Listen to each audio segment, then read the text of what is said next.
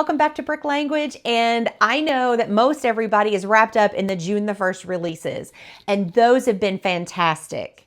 I don't live anywhere near a Lego store. Unfortunately, June the 1st releases really for me have to happen at a Walmart or someplace local and close.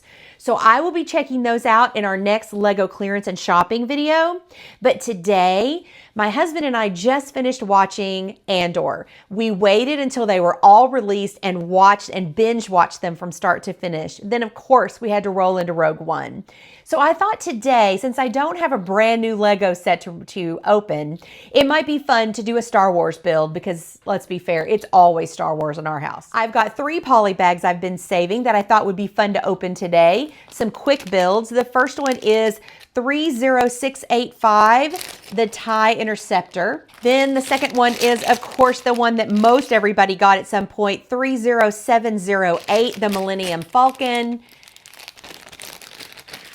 And the last one is the AAT build, 30680.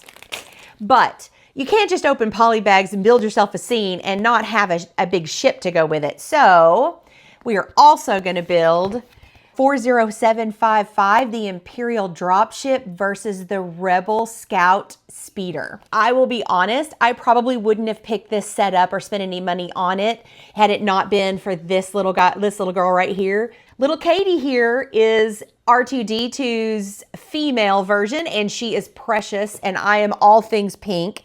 We need more pink droids in the world, I think. So she is the reason I bought this set and who I thought would be a really fun addition to this whole Star Wars sequence. So let's get started.